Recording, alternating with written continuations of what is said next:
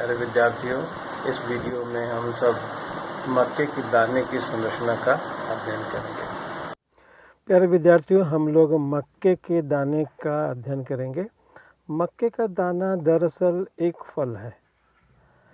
फल किसे कहते हैं? पका हुआ अंडाशय ही फल कहलाता है। तो मक्के का एक दाना वास्तव में पका हुआ अंडाशय है, इसलिए यह एक फल है, लेकिन हम इसको मक्के का दाना कहते हैं। दरअसल बच्चों, हमने पहले बताया था कि बीज के चारों तरफ एक बीजावरण होता है। यह दो परतों का बना होता है। बाहर के परत का नाम है टेस्टा और अंदर के परत का नाम है टेगमेन। तो बीज के चारों तरफ दो परत होता है और फल के चारों तरफ तीन परतें होती हैं। बाह्य फल भित्ति, मध्य फल भित्ति और आंतरिक फल भित्ति। यानी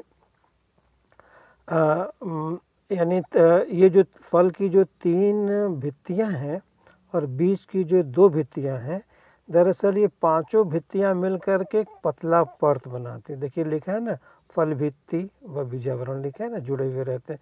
तो एक पतला परत दरअसल ये बनाता है। तो दरअसल मक्के का दाना क्या है? उसमें जो बीजावरण है और जो फल की भित्ति है, ये तीनों मिलकर के, पांचों परत मिलकर के एक पतली परत बनाती है। मक्के के दाने के भीतर आप देखेंगे कि यह क्या है? भ्रूणपोष है। यह इसमें भोजन इकट्ठा होता है। भ्रूणपोष मतलब इसमें एंडोस्पर्म है, इसमें भोजन संचित रहता है। अब देखिए, ये हिस्सा बीज का एक जो है, यह भ्रूण है। भ्रूण का मतलब इसमें प्रांकुर है, मूलांकुर है। तो ये संरचना है।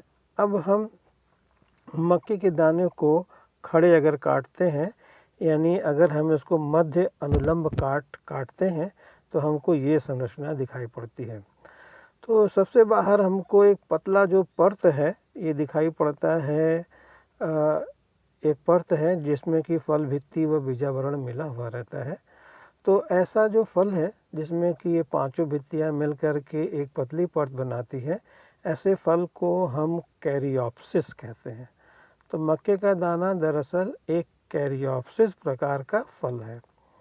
तो बच्चों, ये है एक पतली परत है जो कि इन परतों से फल भित्ति और बीजावरण से मिलकर के बना है। ठीक उसके नीचे देखिए, यह जो है, यह कोशिकाओं का यह एक परत है। इसको हम कहते हैं एल्यूरान स्तर। एल्यूरान स्तर की जो कोशिकाएं हैं, इन कोशिकाओं में एल्यूरान कण होते हैं जो कि एंजाइम उत्पन्न करते हैं। और ये एंजाइम जो है कि ये भ्रूणपोष में दरअसल भोजन संचित रहता है। तो इस भोजन का ये एंजाइम पाचन करते हैं और पचा हुआ भोजन, देखिए ये जो परत एक और यहाँ हम देख रहे हैं ना, एपिथेलियल स्तर। तो एपिथेलियल स्तर की जो कोशिकाएं हैं, ये पचे हुए भोजन को अवशोषित कर लेती हैं। फिर यह पचे हुए भोजन को अवशोषण के बाद ये प्रांकुर और मूलांकुर को ये प्रदान करती हैं। क्योंकि प्रांकुर और मूलांकुर को वृद्धि करने के लिए भोजन चाहिए, ऊर्जा चाहिए। तो ये भोजन यहाँ से प्राप्त होता है। यानी एल्यूरान परत एंजाइम उत्पन्न करते हैं। इन एंजाइमों की सहायता से भोजन पचता है और पचे हुए भोजन को एपिथेलियल परत जो है, इनकी जो कोशिकाएं हैं, पचे हुए भोजन को अवशोषित करती है और फिर इस भोजन को ये प्रांकुर और मूलांकुर को स्थानांतरित कर देती है। आपको बच्चों मालूम ही है कि प्रांकुर वृद्धि करके प्ररोह तंत्र बनाता है और मूलांकुर वृद्धि करके जड़ तंत्र या मूल तंत्र बनाता है। अब हम लोग जैसा कि पहले भी जानते हैं कि प्रांकुर और मूलांकुर और उसके बीच का जो अक्ष है, जो भ्रूणी अक्ष है, इन सब को हम क्या कहते हैं? भ्रूण कहते हैं। तो यह भी बच्चों भ्रूण है इसका। लेकिन इसमें कुछ खास बात आपको और भी दिखाई पड़ रही है कि ये प्रांकुर है और इसके ऊपर देखिए कैप है। तो इसके ऊपर कैप है, तो इसको हम प्रांकुर चोल कहते हैं या कोलियोप्टाइल कहते हैं।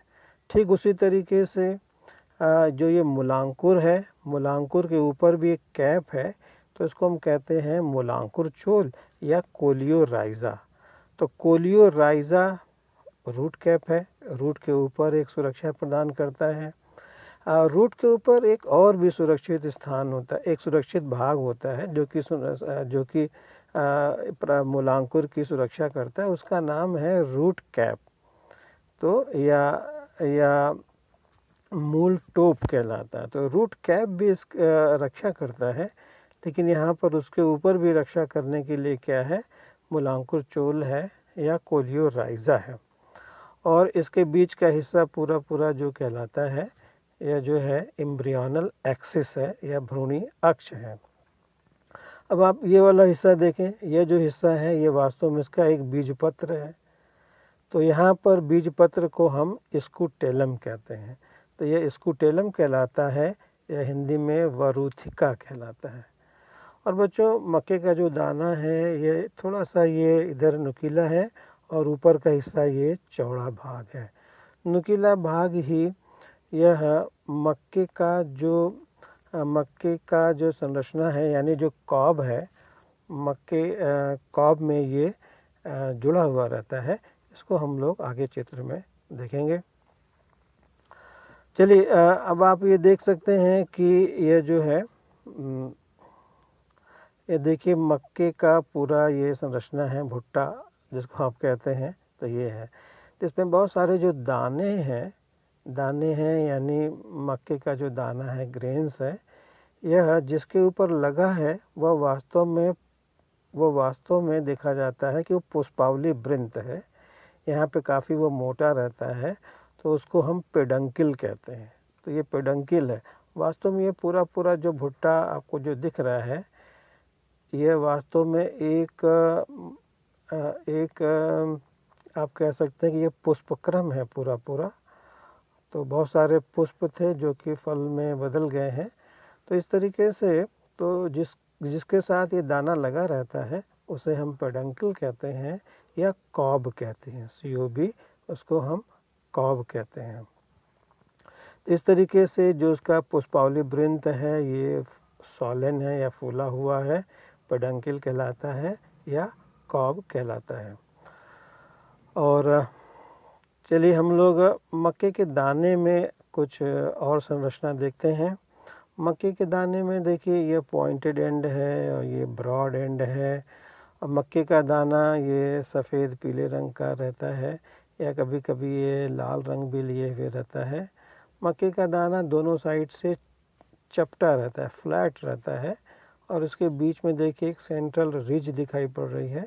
ये वास्तव में एम्ब्रियोनल एक्सिस को प्रदर्शित करता है। इस तरीके से मक्के का दाना दोनों तरफ से ये दबा हुआ रहता है।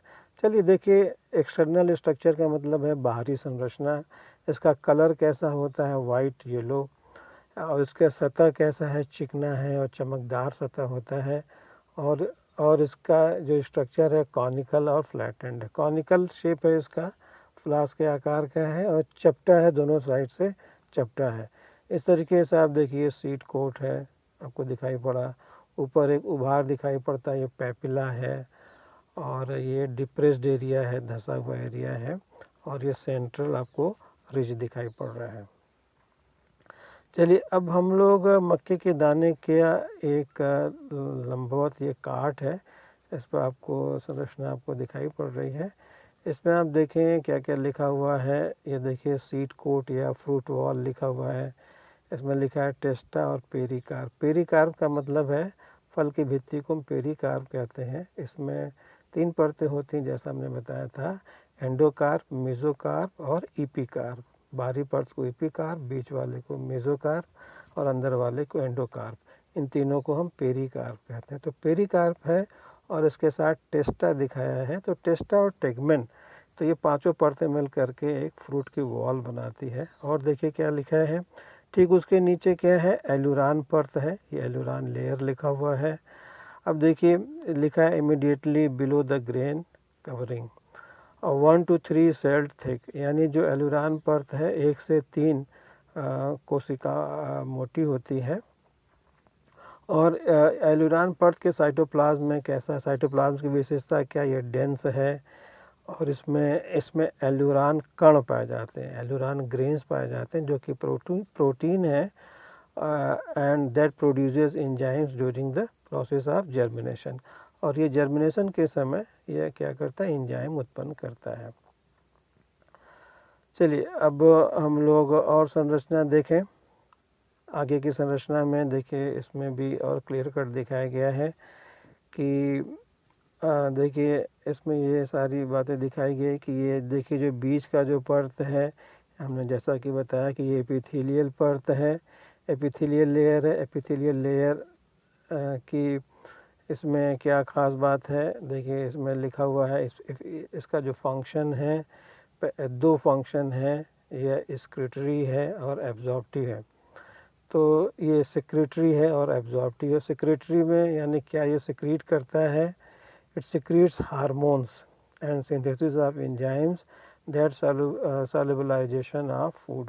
यानी यह जो है, यह एपिथेलियल लेयर है, यह एक हार्मोन उत्पन्न करता है और यह हार्मोन एलुरान परत की कोशिकाओं पे क्रिया करता है और फिर ये हार्मोन फिर ये एंजाइम उत्पन्न करती हैं। फिर ये एंजाइम एंडोस्पर्म के भोज्य पदार्थ को क्या करता है कि पचा देता है, सॉल्युबलाइज कर देता है और पचा हुए भोजन को फिर ये एब्जॉर्ब करता है। तो दो इसका फंक्शन है। सिक्रेटरी यानी हार्मोन का ये श्रावण करता है जो कि एलुरान परत से ये एंजाइमों को स्रावित करने के लिए प्रेरित करता है। दूसरा, अब ये एंडोस्पर्म में जो उपस्थित भोज्य पदार्थ है इसका पाचन करते हैं और पचे हुए भोजन को ये एब्जॉर्ब करता है यानी अवशोषित करता है। तो इस तरीके से आपने देखा कि ये फंक्शन इसका एब्जॉर्प्टिव भी है और पचे हुए भोजन को अवशोषित करने के बाद यह प्रांकुर और मूलांकुर को देता है। इस तरीके से आपने देखा कि एपिथेलियल जो लेयर है इसका दो काम है और आप ये कह सकते हैं कि ये एक बाउंड्री है। ये एंडोस्पर्म है और ये एम्ब्रियो है, इन दोनों के बीच की एक बाउंड्री है। देखिए क्या लिखा है, outermost layer of scutellum at the boundary of endosperm and embryo। यानी स्कूटेलम का ये स्कूटेलम है यानी बीज पत्र स्कूटेलम यहाँ कहलाता है। तो स्कूटेलम और एंडोस्पर्म के बीच की एक बाउंड्री की तरह ये काम करता है। तो चलिए अब हम लोग देखें आगे हम लोग देखें इसमें क्या दिखाया गया है। इसमें देखिए नई बात ये बताई गई है कि यह जो हमने बताया कि ये प्लूम्यूल है यानी प्रांकुर है, ये मूलांकुर है। मूलांकुर के ऊपर देखिए एक रूट कैप यहाँ दिखाई पड़ रहा है। अब देखिए क्या लिखा है कि इसके जो बीच का हिस्सा है ये वाला, इसको दिखाया गया है कि ये कॉटिलेडनरी नोड है। कॉटिलेडनरी नोड हमने पहले बच्चों बताया था, एम्ब्रियो एक्सिस का वह हिस्सा जहाँ पर बीज पत्र जुड़े रहते हैं, कॉटिलेडन्स जुड़े रहते हैं। इस तरीके से ये बीच का हिस्सा कॉटिलेडनरी नोड्यूल कहलाएगा और ये इसकी संरचना है। बाकी और आप देखिए इसमें क्या, स्कूटेलम तो बीज पत्र आप जानते हैं, स्कूटेलम एक है, कॉटिलेडन ऑफ मेज ग्रेन, तो ये इसकी संरचना है। और चलिए हम लोग आगे देखते हैं। तो आगे में बाकी सारी संरचनाओं को आप देख चुके हैं। तो बच्चों इस तरीके से हम लोगों ने मेज ग्रेन के बारे में पूरी संरचना को देखा। Thank you.